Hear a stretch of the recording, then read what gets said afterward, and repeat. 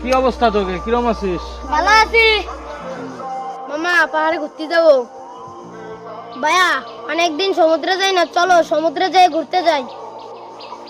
তোরা এক একজন এক এক রকম কথা বলিস, কেউ সমুদ্রে যাবি, কেউ পাহাড়ে যাবি। তা এক জায়গায় যাব, তা সমুদ্র আর পাহাড় দুটোটাই এক জায়গায় আছে, চল সেইখানে যাব। সমুদ্র আর পাহাড় এক জায়গা? কোন জায়গা? সমুদ্র আর পাহাড় হলো এক জায়গায়, সেটা হলো কক্সবাজার। পাহাড়ও আছে, সমুদ্র আছে, সেইখানে তোদের নিয়ে ঘুরতে যাবো, চল মোটর সাইকেল নিয়ে। আচ্ছা ঠিক আছে ভাইয়া, চলো।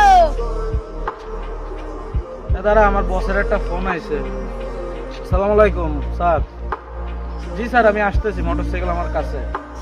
আচ্ছা স্যার, আসতেছি। ভাইয়া তখন আমাকে আশা দিয়ে আর না, তোমার বসের ফোন আইছে, আর না তুমি কোথায় যাবা? স্যারের ফোন আসছে, সেইখানে যাইতে হবে, আজকে আর ঘুরতে যাওয়া হবে না।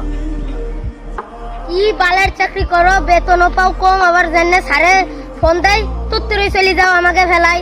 একটু গর্ব তোমার সাথে, এই জন্য হলো তোমার সাথে ঘুরতে মন চাই না। ছি, কি আর করব এখন?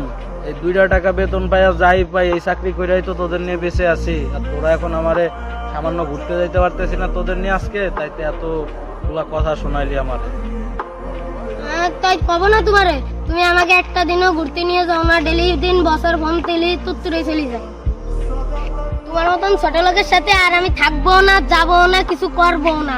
ছি, চ্যাটের চাকরি করে 2 টাকা বেতন পাই, দূর দূর দূর। আসলে তোরা যে এত বড় লোক আমার আগে জানা ছিল না।